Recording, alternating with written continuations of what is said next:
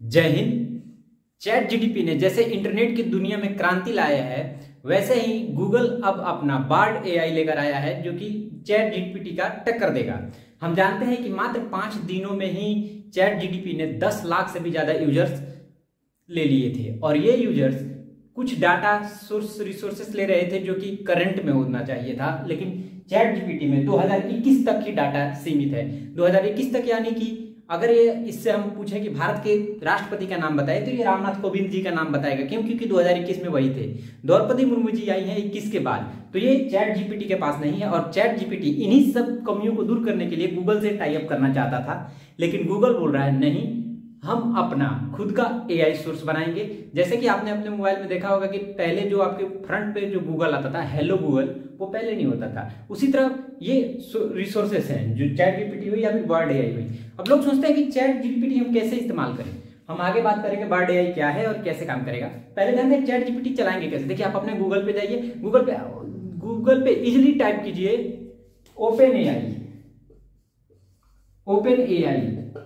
जब आप open AI type करेंगे तो वहां पे आएगा ऊपर साइड में, देखिएगा वहां पे ट्राई, तो ट्राई पे क्लिक कीजिएगा, वहां पे आपको खुलेगा चैट जीपीटी, लॉगिन कीजिएगा और आप इस्तेमाल कर सकते हैं। लोग बहुत सारे सोच रहे थे भाई है क्या, कहां से इंस्टॉल करेगा, कहीं इंस्टॉल नहीं करना। ये ओपन एआई रिसोर्सेज है, यानी किसी वेबसाइट है जो कि ओपन एआई पे जाएंगे और वहां पे आप सर्च करेंगे तो आपको चलाने की मिल जाएगी। देखिए, बात करते हैं बार्ड एआई की। ये सेम हेलो गूगल की तरह है, लेकिन थोड़ा सा अपडेटेड है। जैसे मान लीजिए अगर आपको कोई एप्लीकेशन लिखना हो या फिर आपको कोई प्रेजेंटेशन बनाना हो या फिर कोई पीडीएफ फाइल बनानी हो, किसी पे लेख लिखना हो, तो आप पहले गूगल पे सर्च करते हैं। जैसे गांधी जी के बारे में लिखें तो गांधी जी को पहले सर्च करेंगे, फिर गांधी जी के बारे में गूगल देगा कुछ डाटा, कुछ अलग, फिर उसको हम अपने हाथ से लिखते थे।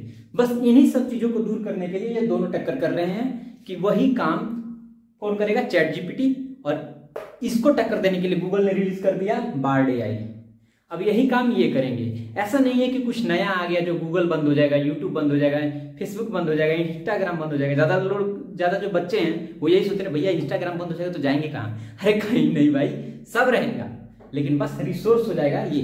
मतलब जो पब्लिक सर्च करती थी, हाथ से टाइप करती थी, उसके बाद से जो वो चाहती थी वो पूरा नहीं मिल पाता था। बहुत सारी चीजें अधूरी अधूरी मिलती थी। जैसे सर्च किया जाए वहीं पे कि हम ही लोग का देख लीजिए, अगर आप YouTube पे सर्च करेंगे study now with Sandeep Kumar तो मिल जाएगा। गूगल पे सर्च करेंगे तो तमाम कई फिल्में आएंगी, कहीं कुछ आएगा, प्रॉपर जानकारी नहीं मिलेगी। तो अब यही प्रॉपर जानकारी देगा, बस आपको वहां पे जाना है, बोल देना है, तो केवल और केवल हमारे बारे में देगा और जिस अंदाज में आप ढूंढना चाहेंगे उस अंदाज में ये देगा।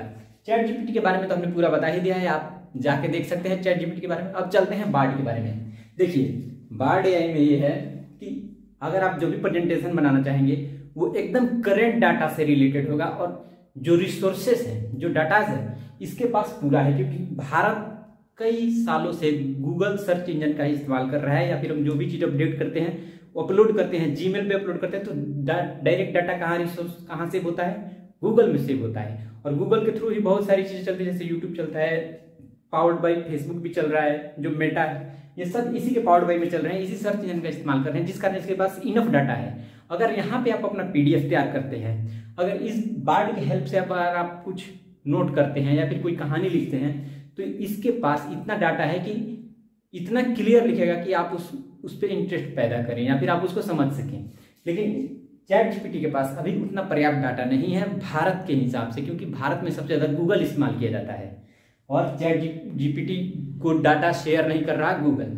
तो बस यही थोड़ी सी दिक्कतें हैं जो कि नहीं समझ पा रहे हैं लोग, और लोग समझ रहे हैं कि कुछ नया आ गया, कुछ अलग हो जाएगा, सब कुछ खत्म हो जाएगा। नहीं, वही होगा, बस यूज करने का तरीका अपडेट हो गया। यानी हमें कम काम करना पड़ेगा और ये ज्यादा काम करके देगा।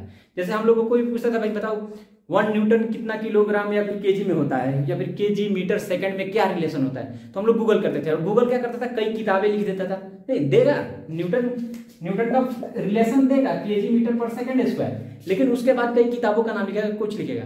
लेकिन अब जब बार्ड का इस्तेमाल करेंगे, व्हाट इज 1 न्यूटन, तब ये खूब अच्छे से लिखेगा, न्यूटन का डेफिनेशन लिखेगा, फिर उसके बाद से लिखेगा कि उसका यूनिट्स क्या होती है, और उसके बाद से 1-2 किताबों का नाम लिखेगा। ऐसे लिखेगा कि आपको संतुष्टि मिले और ये ऐसे काम करेगा जैसा लगेगा कि कोई टीचर समझा रहा है, कोई पीछे से बता रहा है। बस यही है इसमें नई चीज, दूसरी कोई चीज नहीं है। ऐसा नहीं है कि एक ही बस साइंस लाएगा और उड़ा देगा। ज्यादा मत भटको, बस यही जानकारी है, इससे ज्यादा कोई जानकारी नहीं है। और कोई ज्यादा बता रहा है तो समझो उल्लू बना रहा है। और प्लेटफॉर्म जो ये जैसे देखिए ये अपडेट आया ना, जैसे हेलो गूगल आया, इसके लिए एक अलग सी थोड़ी सी प्रोग्रामिंग में थोड़ा सा चेंजेज आया, प्रोग्राम में कुछ नया सर्च हुआ, उसको किस नाम से जाना गया, वो जाना गया लैम्डा।